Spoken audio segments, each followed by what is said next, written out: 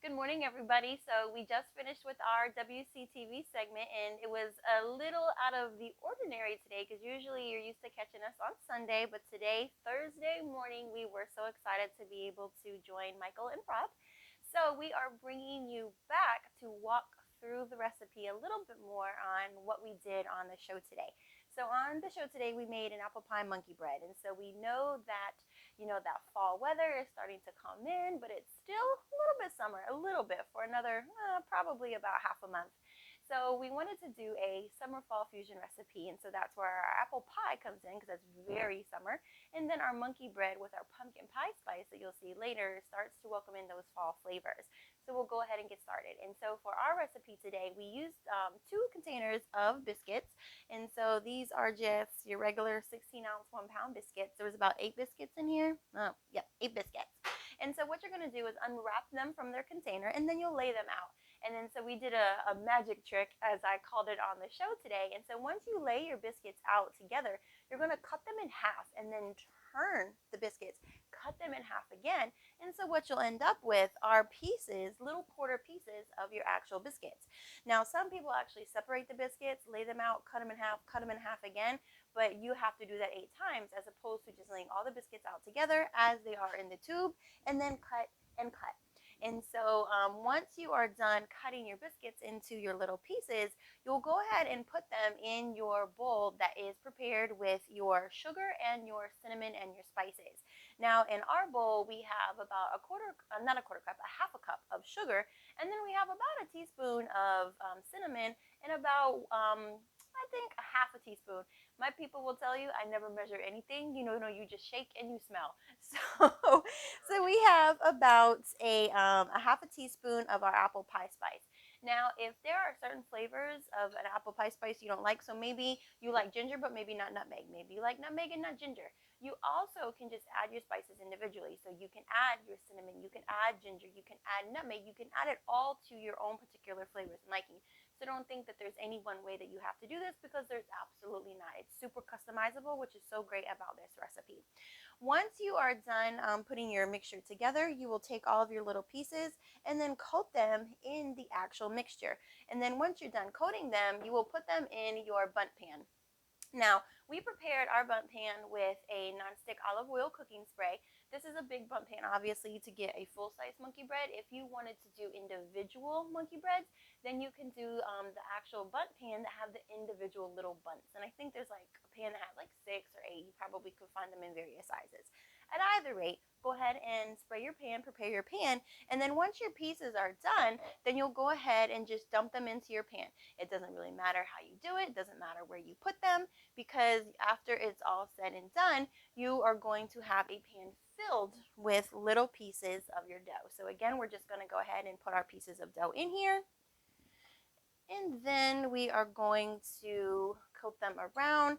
Now, if you want to get a workout, you can just shake, get a little dance on, shake and shimmy. Or you can take your spoon and then just pour, on top of it. Gabriel was helping with this yesterday. He was doing a spoon until he realized it was taking him a little bit too long, and then he started to shake and he had so much fun. So it really just depends on your own personal style. Have fun when you're cooking. That's the key. And so again, just going to go ahead and make sure they're all coated. Throw them into your pan. If you are a basketball player, you want to practice your jump shot, put them in there. You can do that. Luckily, it made it, because if it didn't, that would have been embarrassing. So we are going to do that. Now, I don't have the TV little magic, where you see people and they speed up their little process and they snap their fingers and all of a sudden you have a beautiful finished product. But wait, there's more. But my amazing son Alex knows how to do it, so he'll probably teach me how to do that a little bit later so we can be super famous. Anyway, so once you do that, look, Alex, I'm going to do my snap my fingers. See, they're all in. Snap! Voila, it's done. Just kidding. I'm going to keep walking you through it. You could be a YouTuber. You could do Right. So anyway, so once you put all of your dough pieces in there, you are going to then sprinkle your apples. And so we have about 4 apples that I went ahead and cut up, and you can use your favorite. If you like Granny Smith for the crispness, you definitely can use that. If you like a gal apple because it's a little bit more mild, you can use that. So it just, again, depends on your own personal flavor. And then you sprinkle your apples all the way around. And then you would take your second dough, do the same thing. Again, cut it in half, turn it, cut it in half again. So you have your quarters, sprinkle them, put them on top. And then again, you would top with more apples. So it's basically like a little layering trick. And then once you're done doing all of that, so once you put your second dough on top, once you put the rest of your apples on top, then you're going to pour your butter mixture. And so what we have here in our pan, in our bowl rather, we actually have 3/4 cup of butter. We have 2/3 cup of tightly packed brown sugar, and then the piece de resistance. You can add, if you want to, you can add syrup. You can either add a maple syrup, again bringing in those fall flavors. We actually added a caramel syrup to ours, so that's what we have in ours today. You also can add a hazelnut flavor, so again, it really just depends on your own personal taste. And then so we added about a half a cup of syrup to our mixture, and then we added about a teaspoon of our bourbon vanilla, and then you mix all of that around. Now, if you enjoy nuts, things like walnuts or almonds, you can certainly add walnuts or almonds in there. Or if you wanted to do pecans, again, another great fall nut, you can sprinkle those on there too. Mix all that around. Once your mixture is all mixed together, you would just pour it right on top of your bundt pan. So you have your monkey bread pieces that you put in here, you have your mixture, and you pour it right on top. Now, I'm not going to do mine right now just because I'm going to put my second container of biscuits in after we get off air and do this. But you would pour it all in. After you're done doing that, you put it in your oven just as is at a 375 preheated oven, and then you bake it for about 25 minutes. And then once you are done, you will have such a nice, gooey morning apple pie monkey bread. Now, again, this is a big one.